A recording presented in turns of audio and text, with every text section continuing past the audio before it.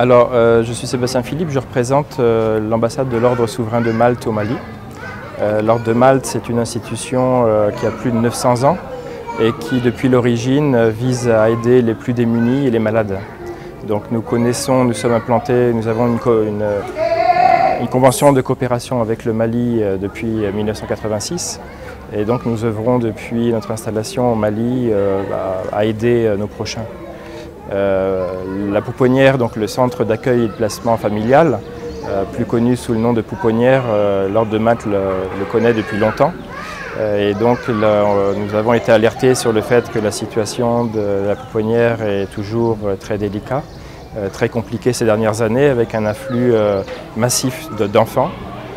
Donc nous avons souhaité leur venir en aide et faire ce don aujourd'hui en médicaments et en vivres, en nourriture pour pallier à leurs besoins immédiats. Alors on a fait un don de 3 000 € répartis en médicaments, 650 000, et le reste en nourriture, surtout en lait et en céréales pour les enfants. Bon, on espère que pour les prochaines années, l'Ordre de Malte aussi nous allons continuer à les aider. Et en fonction des différents besoins qu'ils auront. Voilà. C'est une vieille coopération, ça fait longtemps que nous aidons la Pouponnière et donc on espère poursuivre aussi sur cet élan parce que les besoins sont toujours énormes.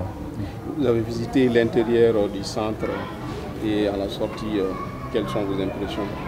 Bon, c'est toujours difficile, moi je viens souvent ici, hein. J'ai même moi à titre personnel adopté des enfants ici, il y a déjà presque 20 ans.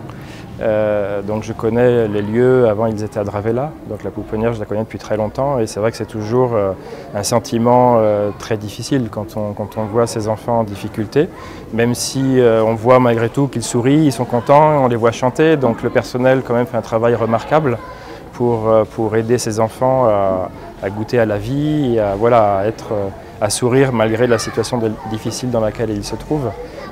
Donc c'est vrai que c'est toujours triste de voir ces enfants abandonnés et donc on fait différentes visites. Il y a d'autres questions? Merci. Merci.